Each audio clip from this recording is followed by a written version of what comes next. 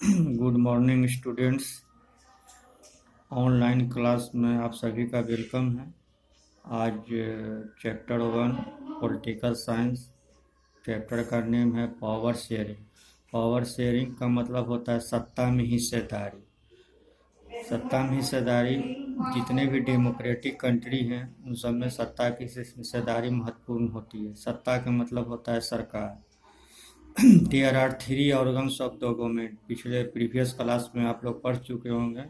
सरकार के 3 अंग होते हैं, legislator, executive and judiciary. Legislator का मतलब होता है विधायिका, एग्जीक्यूटिव का मतलब होता है कार्यपालिका और जुडिशियरी का मतलब होता है न्यायपालिका। लेजिस्लेटर कानून बनाने का काम करती है, जैसा कि आप लोगों को पहले पढ़ाया जा चुका है प्रीवियस क्लास में। विधायिका कानून बनाती है, कानून बनाने का काम संसद में होता है। एग्जीक्यूटिव मतलब होता है कार्यपालिका। जितने भी कानून बनते हैं उनका इम्प्लीमेंट, उनको लागू करना कार्यपालिका के अधीन होता है। तीसरा सरकार का महत्वपूर्ण जो अंग है, पार्ट्स है, वो है जुडिशियरी।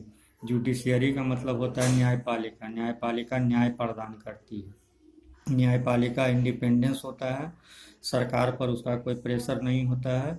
तो इस तरह जो है there are three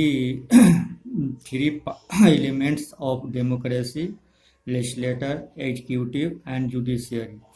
The sharing of power can become a major factor for distinction of country of people belong to different ethics, religion, caste, etc. are not given proper share in running the country.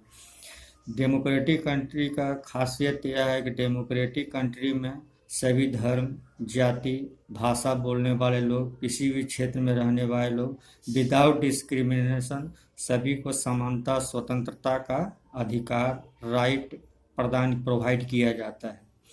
अब हम लोग को इसके बारे में कुछ देशों के उदाहरण से यह प्रूव करना है कि जिन देशों में इनका ख्याल नहीं रखा जाता है, इनके की जनता के साथ डिस्क्रिमिनेशन किया जाता है, तो वहाँ की जनता जो है किस प्रकार रिवोल्ट करती है।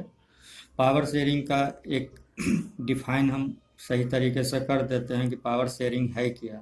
The concept of providing a permanent share of power in the government और respecting the feeling and interest of different communities and region is known as power sharing. Power sharing सत्ता की हिस्सेदारी एक ऐसा चीज़ है जो अस्थायी रूप से वहाँ की जनता को, चाहे वो किसी भी कम्युनिटी या रीजन या रिलीजन या कास्ट से बिलोंग करते हैं, सभी को स्वतंत्रता प्रदान करना, अपना अपना राइट देना। और डेमोक्रेटिक कंट्री में जनता को कुछ अधिकार दिए जाते हैं। वह अधिकार जिसे कि फंडामेंटल राइट्स कहा जाता है। हमारे देश में भी, भारत में भी जो है नागरिकों को फंडामेंटल राइट दिया गया है, आप लोग पढ़ चुके हैं। कुछ देशों का उदाहरण के द्वारा यह प्रूव करना है कि किस प्रकार वहाँ जब जनता को सत्ता में हिस्सेदारी नहीं मिलती है तो वहाँ की जनता किस प्रकार रिवोल्ट करती है। ये कुछ देशों को उदाहरण से, पहला देश है बेल्जियम। बेल्जियम एक छोटा सा देश नॉर्थ वेस्ट यूरोप में है। It has border with Netherland, France and Germany. इसकी सीमा, इसका बॉर्डर जो है नीदरलैंड, फ्रांस और जर्मनी से टच करता है। It has population of a little over 10 million. इसकी आबादी सिर्फ 10 मिलियन है। 10 मिलियन का मतलब होता है 1 करोड़। 1 मिलियन में 10 लाख होता है। The ethnic composition of this small country is very complex. Ethnic जो आबादी है वो मिला जुला हुआ है। Of the country total population 59% lives in the Flemish region. आबादी का 59% फ्लेमिश क्षेत्र में रहता है और वे डच भाषा बोलते हैं।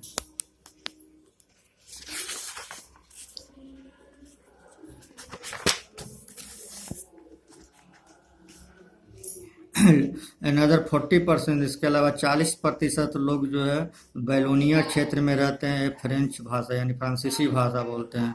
उसके बाद 1% जो बेल्जियम भाषा बोलते हैं और जर्मन भाषा बोलते हैं। इन द कैपिटल सिटी ब्रसलेस, वहाँ के जो कैपिटल है वहाँ की जो राजधानी है वहाँ 80% लोग जो है फ्रेंच बोलते हैं और 20% जो है डच बोलते हैं। The minority French speaking community was lately rich and powerful, लेकिन जो अल्पसंख्यक है यानी फ्रेंच बोलने वाले जिनकी तादाद कम है, जिनकी संख्या कम है, वे बहुत धनी और शक्तिशाली हैं। So the Dutch speaking community who got the benefit of economic development education much later so the stagnant. इस तरह जो है डच जो बोलने वाले जो बहुसंख्यक हैं उनको ज़्यादा मतलब लाभ वहाँ के देशों को मिला, आर्थिक विकास में उनको भागीदारी मिली। This led to conflict between the, यही कारण बना कि डच भाषा भाषी और फ्रेंच भाषा भाषी के बीच में, दोनों कम्युनिटी के बीच में 1950 से लेकर 1960 तक रिवोल्ट हुआ, यानी आपस में विद्रोह हुआ। तो इस एग्जाम्पल से क्लियर है कि यदि किसी भी देश में माइनॉरिटी और मेजॉरिटी के आधार पर डिस्क्रिमिनेशन किया जाता है तो वहाँ भेदभाव, वहाँ जो है दोनों के बीच में या सरकार के खिलाफ जो विद्रोह पैदा होता है या दो समुदायों में विद्रोह पैदा होता है।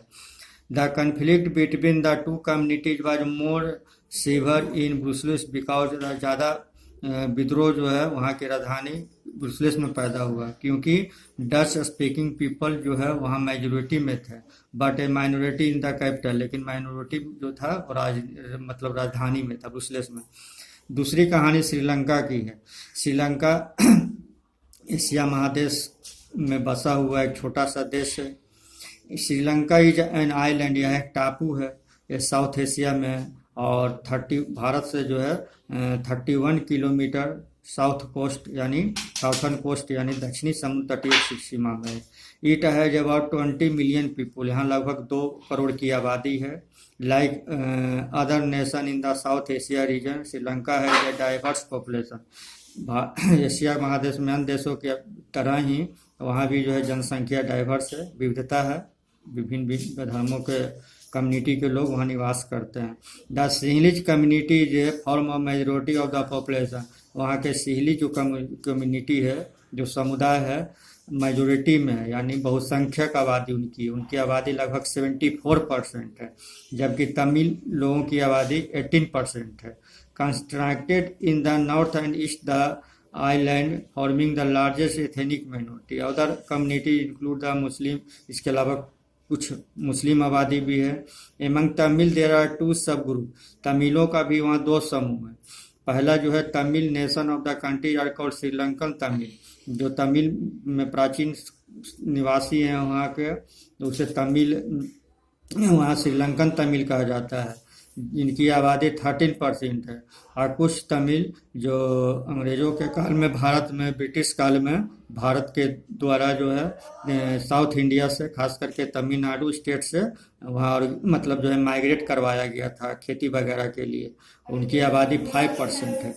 Most of the Sinhala speaking people are Buddhist, Sinhala जो आबादी जो 74% श्रीलंका में बसी हुई है वो अधिकतर बौद्ध धर्म के धर्मावलंबी हैं। Most of the Tamil and Hindu are Muslim, और उसके अलावा तमिल, हिंदू और मुस्लिम है।